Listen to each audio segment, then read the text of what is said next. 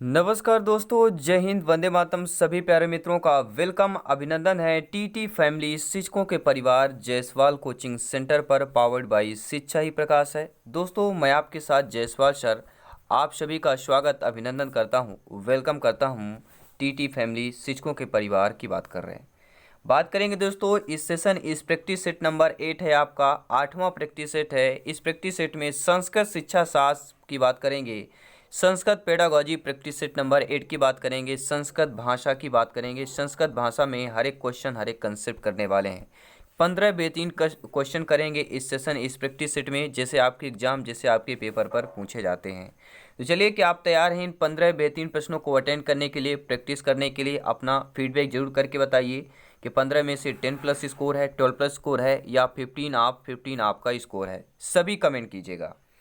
पहला प्रश्न दोस्तों आप लोगों की स्क्रीन पर दिया गया है कि वैविध्यपूर्णानुभावनाम कृते कह उत्तम मार्ग है। देखिए, वैविध्यपूर्ण भावना का करने के लिए कृत्य नहीं करना होता है, इसके लिए उत्तम मार्ग क्या होता है? क्या है? वैविध्यपूर्ण भावना करने के लिए उत्तम मार्ग आपका काल्पनिक शब्द होता है, आपका प्रदर्शन फलकम छाया चित्रम होता है, अधिकाधिकम अतिरिक्तम पठन सामग्री होगा, या वास्तविकानी वस्तुनि हो जाएगा। देखिए, वैविध्यपूर्ण भावना करने के लिए सबसे उत्तम जो मार्ग कहलाता है वह वास्तविकानी वास्तुनि की बात करेंगे।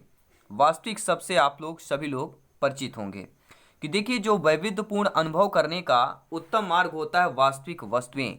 वास्तविक वस्तुएं वैविध्यपूर्ण अनुभव को जानने का सर्वोत्तम साधन होती है। ठीक है, आई थिंक आप लोग समझ गए हो कि वैविध्यपूर्ण अनुभव नाम कृते का है उत्तम मार्ग है। तो वैविध्यपूर्ण अनुभव नाम का उत्तम मार्ग यही होता है, वास्तविक वस्तु की बात कर रहे हैं। वास्तविक वस्तुएं जो होती हैं वैविध्यपूर्ण अनुभव को जानने का सर्वोत्तम साधन होती हैं। अब देख लेते हैं दूसरा प्रश्न क्या है। कस्यमपि संस्कृत कक्षायाम अधिकाधिकम संस्कृत प्रयोगेन लाभः भवति। अर्थात दोस्तों, इनमें से संस्कृत की कक्षा में अधिक रूप से संस्कृत प्रयोग करने से क्या लाभ होगा? कहते हैं अगर हम मैथ्स का अधिक उपयोग करेंगे, मैथ्स का अधिक नॉलेज रखेंगे तो क्या लाभ होगा? अगर हम साइंस का बहुत अधिक यूज कर रहे हैं उस भाषा का तो क्या होगा? इसी प्रकार से संस्कृत की कक्षा में अधिकाधिक रूप से संस्कृत का प्रयोग अगर करते हैं, संस्कृत भाषा का प्रयोग करते हैं, तो उससे लाभ क्या होगा? सहज संस्कृत प्रत्यार्थम संस्कृत परिवेशस्य निवारण भवति, या कहेंगे छात्राः शब्दनार्थम प्राप्नुवन्ति, या सुत लेखनस्य अभ्यासार्थम आवश्यकम सोपानादिमम की बात कर रहे हैं, या छात्र व्याकरण ज्ञानम सुगमतया अवगच्छन्त की बात कर रहे हैं। सभी कमेंट कीजिएगा।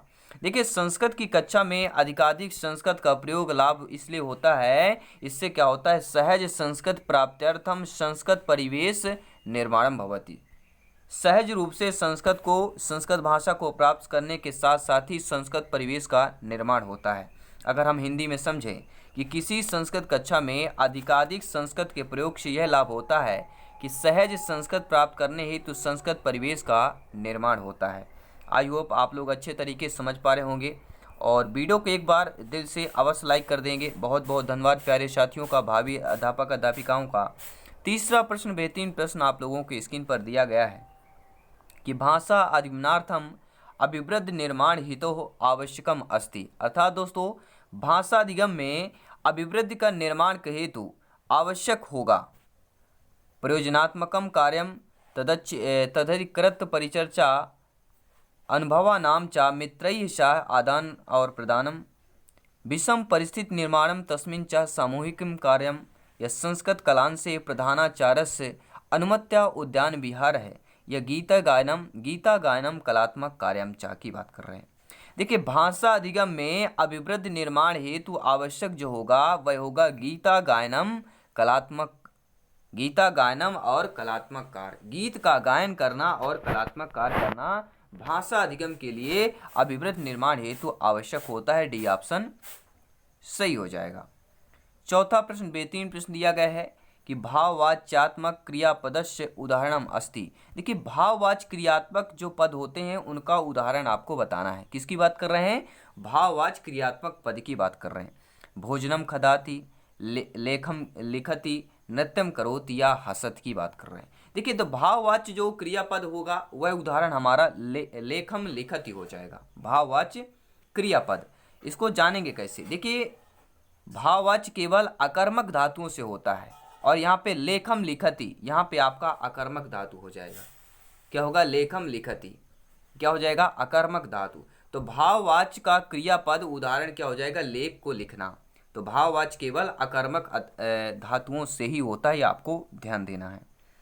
पांचवा प्रश्न पूछा जा रहा है, क्या पूछा जा रहा है? स्क्रीन पर है कि नाम पद केंद्रीयकृत उपगमयी है, मनते यत अधिक अधिगमनम संगठनात्मक की बात कर रहे हैं। यानी नामक पद में केंद्रीकृत के उपागम में मन्येत यत अधिक अधिगमनम संगठनात्मकम कौन सा हो जाएगा? अध्यापकस्य विषया सामर्थ्यम गुणम की बात कर रहे हैं, शैक्षिक तंत्र गुणम की बात कर रहे हैं। शैक्षिक तंत्र गुणम रिपीट हो गया है। विद्यार्थीना नाम रुचिर गुणम की बात करेंगे। किसकी बात कर रहे हैं? सभी कमेंट करेंगे। पहले हम संस्कृत में जानेंगे, इसके बाद हिंदी में जानेंगे। तो नाम पदे केंद्रीय उपागम मनते विद्यार्थी नाम रुचिरम गुणम कृते अधिगमनम संगठनात्मक की बात करेंगे। अगर हम हिंदी में समझें, मतलब होता है नाम पद केंद्रित उपागम में यह माना जाता है कि संगठनात्मक रूप से अधिक अधिगम छात्रों में रुचि अनुगणन करता है। क्या होगा? रुचि अनुगणन की बात करेंगे। रुचिर अनुगुणम की बात कर रहे हैं। किसकी बात कर रहे हैं? रुचि अनुगुणम की बात कर रहे हैं। अगला प्रश्न देख लीजिएगा, छठवां प्रश्न बेहतरीन प्रश्न है। 15 में से 15 की तैयारी कीजिए, पेडागोजी की, शिक्षा शास्त्र की तैयारी कीजिए और सिलेक्शन पाइए। दोस्तों रचनात्मक शिक्षणेन अभिप्राय अस्ति। रचनात्मक शिक्षण से अभिप्राय क्या होता है? छात्रों में स्व अनुभवानुगुणम पाठ्य संबंधम शब्द पद वाक्य दीनाम व्याख्यानाम कुर्वन्ति। मतलब छात्रों में स्व अनुभव का गुण के लिए पाठ से संबंधित जो शब्द पद होते हैं, वाक्यों की व्याख्या स्वयं करने लगे, या अध्यापक कथनानुगुणम शोध कार्यम कुर्वन्ति, या आपका स्वपाठ अनुगुणम विभिन्न सहायक समग्रया रचयन्ति की बात कर रहे हैं। यह छात्रा है पाठ्या समग्रयाम विभिन्न उदाहरण पठंत की बात कर रहे हैं। किसकी बात कर रहे हैं? तो रचनात्मक शिक्षण से अभिप्राय क्या होता है? स्वपाठानुगुणम या स्वपाठ अनुगुणम विभिन्न सहायक समग्र रचंती। सी ऑप्शन सही हो जाएगा। अगर हिंदी में समझें कि आपका जो दिया गया है कि रचनात्मक शिक्षण का अभिप्राय क्या होता है? स्वपाठ अनुगुणम विभिन्न सहायक समग्र रचंती, अर्थात रचनात्मक शिक्षण का अभिप्राय है विभिन्न प्रकार के सहायक सामग्री का प्रयोग कर स्वयं पाठ को पढ़वाना होता है। सातवां प्रश्न दिया गया है कि संस्कृत पाठ्यक्रम में संवाद लेखस्य मूलः उद्देश्य है अस्ति। मतलब क्या होता है? संस्कृत पाठ्यक्रम में संवाद लेख का मूल उद्देश्य क्या हो जाएगा? व्याकरण परिशुद्धता की बात कर रहे हैं, संप्रेषण कौशल की बात कर रहे हैं, सृजनात्मक क्षमता की बात कर रहे हैं, या गति लेखन की बात कर रहे हैं। तो संस्कृत पाठ्यक्रम में संवेदन लेख का जो मूल होता है वह होता है व्याकरण परिशुद्धता। किसकी बात कर रहे हैं? व्याकरण परिशुद्धता मूल उद्देश्य होता है संस्कृत पाठ्यक्रम में संवाद लेख का, क्योंकि संप्रेषण का अर्थ एक दूसरे के बीच में चलने वाली वार्ता को सृजनात्मकता सृजन करने वाली आत्मकथा से होता है, और गति लेखन का अर्थ जो होता है गति में लेखन से होता है। कहते हैं ना स्पीड से लिखना, तेजी से लिखना, वही आपका संस्कृत में गति लेखन होता है। आठवां प्रश्न स्क्रीन पर दिया गया है कि कई प्रकारात्मक ही है शब्द जो है, शब्द जो है कितने कौन सा प्रकार होगा? कई प्रकारात्मक शब्द, इसमें से शब्दों का प्रकार कौन सा होगा? रचनात्मक, किनपि, विक्षिप्ति या सर्वे। देखिए कई प्रकारात्मक शब्द है तो यहाँ पे किनापि दिया हो जाएगा, बी ऑप्शन सही हो जाएगा। किमापि ना, इनमें से कोई नहीं। कीमत मतलब क्या होता है? प्रकारात्मक शब्द किसी में भी नहीं दिया गया है। नौवां प्रश्न दिया गया है, क्या पूछा जा रहा है स्क्रीन पर देख लेते हैं। दिया गया है कि निम्नलिखितेषु किम चतुष्टयम विभिन्न प्रकारकम वाचनम। ये देखिए आपको निम्नलिखित में से जो चतुष्ट 4 प्रकार के विभिन्न कारक वाचन की पहचान करना है। ठीक है, 4 ऑप्शन दिए गए हैं, तो राइट ऑप्शन क्या हो जाएगा? डी ऑप्शन को हम चूज कर लेंगे। ये 4 प्रकार के विभिन्न कारक वाचन कहलाएंगे।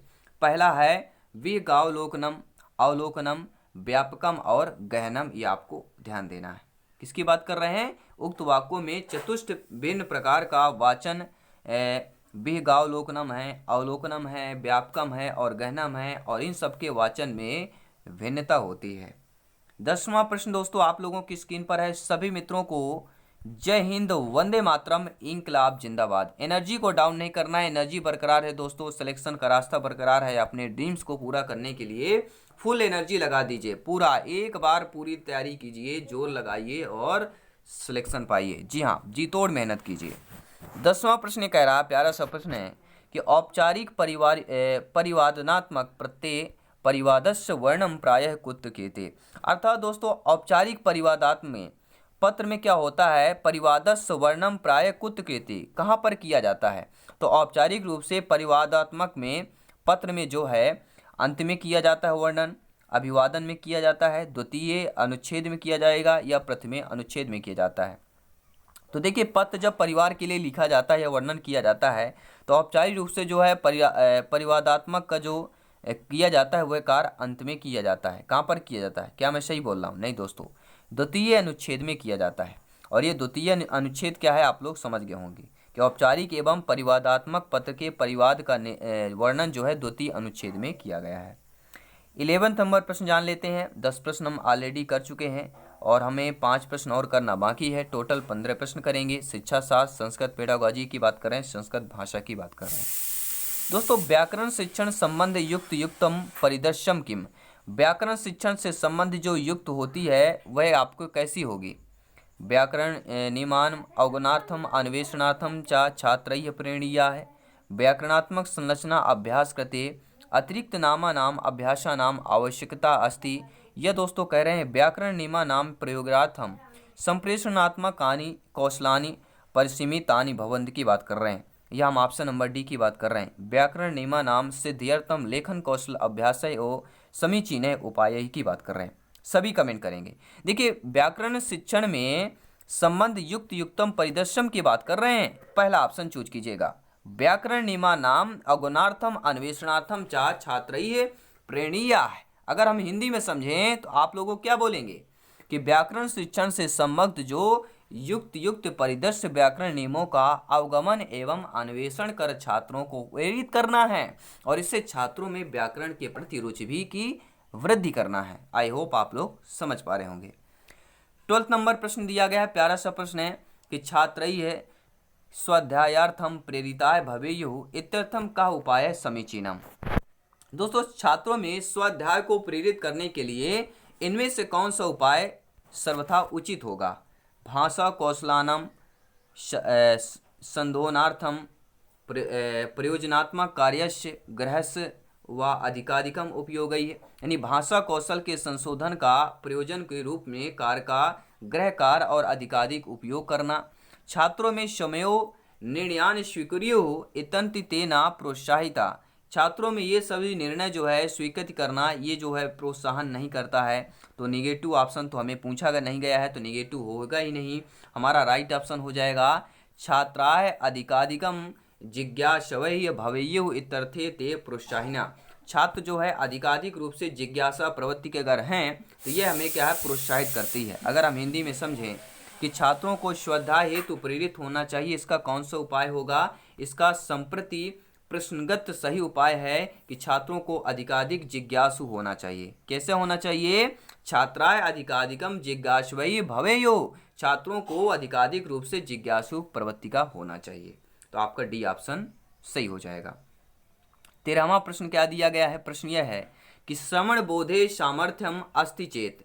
श्रवण बोध में सामर्थ्य में कौन सा चेतना कहलाएगा? कि कथिते विषय रुचि स्वविचारम चा प्रकटयति, अपरम जन्म शांति चित्तेन श्रृण्यत की बात कर रहे हैं, श्रुत्वा शुद्धतया लेखितम प्रभवत की बात कर रहे हैं, या कथितम विषयम पुनः उपस्थितम समर्थय भवत की बात कर रहे हैं। तो श्रवण बोधे सामर्थ्य अस्ति चेत की बात पूछा जा रहा है। तो श्रवण बोध में सामर्थ्य जो अस्ति चेत दिया गया है कि कथितीय विषय रुचि स्वविचारम चा प्रकटित की बात कर रहे हैं। अगर हिंदी में समझें कि हम भाषा का उपयोग भाव विनिमय के लिए करते हैं और भाषा हमारे विचारों के आदान प्रदान का साधन है और श्रवण बोध में सामर्थ्य है कि कहे गए विषय पर अपनी रुचि और विचार को प्रकट करने का साधन है। 14 नंबर प्रश्न है, इसके बाद 15वां प्रश्न करेंगे। दोस्तों भाषा पाठ्य पुस्तकेषु प्रत्येक पाठन्ते अध्यांते प्रदत्ता नाम क्रियाकलाप नाम अभ्यास प्रश्ना नाम चा मुख्यम उद्देश्यम एतद न स्यात्। निगेटिव प्रश्न है, ये कौन सा नहीं कहा जा सकता है कि पाठस्य सामान्य अर्थकरणे सामर्थ्य वृद्धि, यानी पाठ के समान रूप से अर्थ करने के साथ साथ सामर्थ्य में वृद्धि करना, या चिंतन परक संप्रेषण सामर्थ्य चिंतक रूप से संप्रेषण में सामर्थ्य के साथ वृद्धि करना, या कह रहे हैं चिंतनस्य तथा विचारस्य सामर्थ्य वृद्धि, या कंठस्थीकरणस्य सामर्थ्य वृद्धि।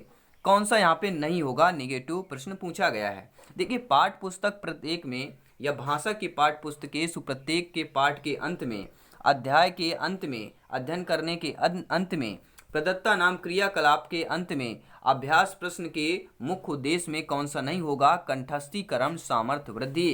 कंठस्थी करने का सामर्थ्य में वृद्धि करना, याद करने का सामर्थ्य में करना, यह हमारा निगेटिव ऑप्शन कहलाएगा। अगर हम हिंदी में समझें कि भाषा पाठ पुस्तकों के प्रत्येक पाठ में प्रदत्त क्रियाकलाप एवं अभ्यास प्रश्नों का मुख्य उद्देश्य कंठस्थीकरण करने में सामर्थ्य वृद्धि अर्थात याद करने की सामर्थ्य में वृद्धि होती है, डी ऑप्शन सही हो जाएगा। अकॉर्डिंग टू क्वेश्चंस की बात कर रहे हैं।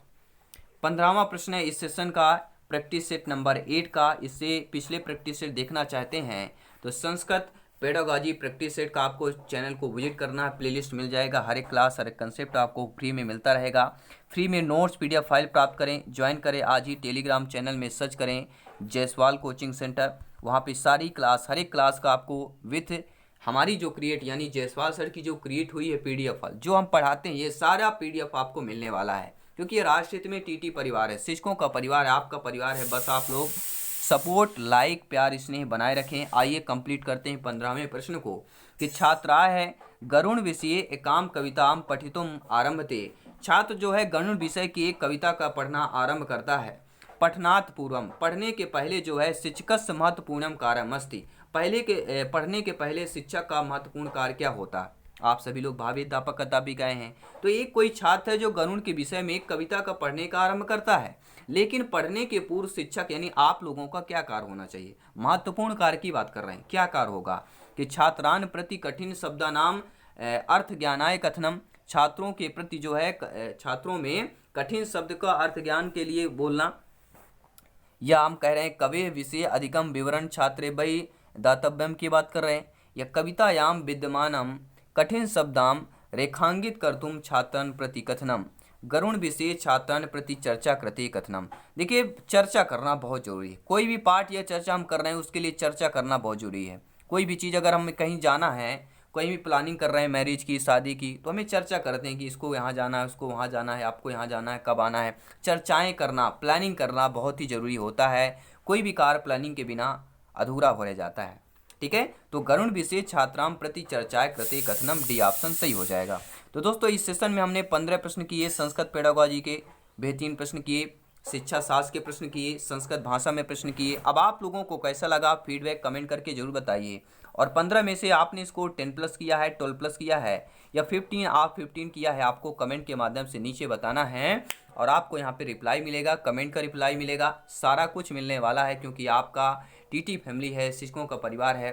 दोस्तों हमेशा हंसते रहिए, मुस्कुराते रहिए, आप खुश रहें, आपका परिवार खुश रहे, लाजवाब रहे, हमेशा हंसते रहें। और अपने जीवन में बढ़िया बारिश का मौसम चल रहा है, एक पेड़ लगाइए जिससे आपको ऑक्सीजन आने वाली पीढ़ियों को मिलता रहे, आपको भी मिलता रहे। क्योंकि ऑक्सीजन की कीमत इस लॉकडाउन में सभी को पता चली है। जो फ्री में मिलती है वो बिकने लगा था, यानी जो फ्री में हम ले रहे हैं वो भी बिकने लगता है। इसलिए कहते हैं पेड़ पौधे लगाते रहिए। मिलते हैं जल्दी नेक्स्ट क्लास पर। सभी मित्रों को जय हिंद, धन्यवाद साथियों।